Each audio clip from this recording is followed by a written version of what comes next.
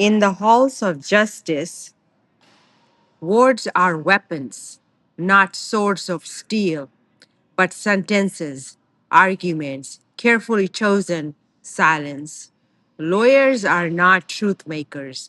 They are trained to defend a position, to stand inside a story and make it survive in court.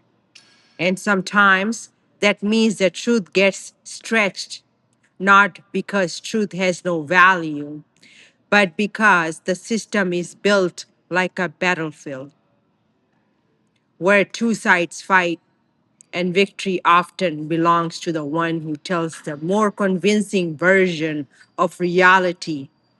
This is where confusion is born because people look at this and think, how can the same facts create two different truths? But in court, it's not only about what happened, it's about what can be proven, argued, framed, believed. Lawyers learn how to speak in that language. They learn how to challenge, dismantle, reconstruct narratives. They learn how to defend the accused and how to prosecute the guilty, sometimes with the same intensity, because their duty is not emotion, it is representation. And yes, this can feel like distortion, like truth bending under pressure, like justice becoming something negotiated instead of something absolute. But it is also a system trying to avoid a worse failure, where one voice decides guilt without challenge, where accusation alone becomes conviction. Still, the tension remains because the righteous can feel unheard, because the guilty can sometimes find skilled defense, because outcomes do not always mirror moral certainty. And in that gap between law and justice, between proof and truth, people lose trust. And stories of fairness begin to fracture, not because every lawyer manipulates truth, but because the system itself is built on argument, not certainty. And in that space, perception becomes reality for those watching from outside. They wear the language like tailored silk, pressed into lines of practiced calm.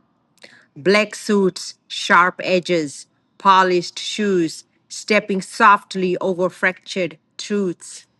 They do not always lie with words, they simply bend them. They simply bend them like light through glass, like law through intention. A sentence here, a pause there, a missing detail carefully forgotten until silence begins to sound like innocence.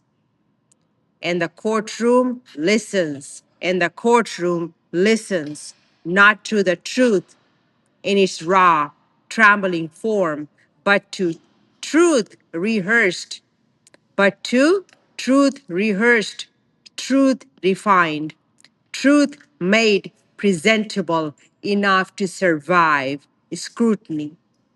They call it advocacy. They call it duty. They call it justice in motion. But sometimes it feels like theater where pain is cross examined, where memory is questioned until it doubts itself, where guilt and innocence change costumes under fluorescent lights, and the suits remain black, not because they are evil, but because black hides the stains of certainty breaking apart under the weight of argument. Still, somewhere beneath the performance, truth does not disappear.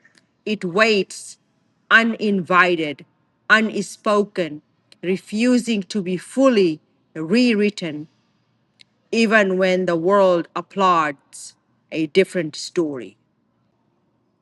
Justice is wrapped in codified language, stitched together in statutes and precedent, carefully organized, indexed, numbered, like truth pressed into filing cabinets of certainty. It speaks in sections and subsections, in clauses that breathe only when interpreted. It in definitions that sometimes feel too small to hold the weight of real human pain. And inside that structure, narratives begin to compete, not always truth against lies, but story against story, presentation against perception, confidence against doubt.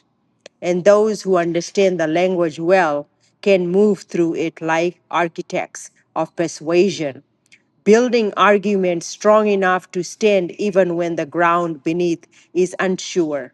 To some, it feels like justice bends, not because it forgets its purpose, but because it must travel through human hands, human memory, human bias.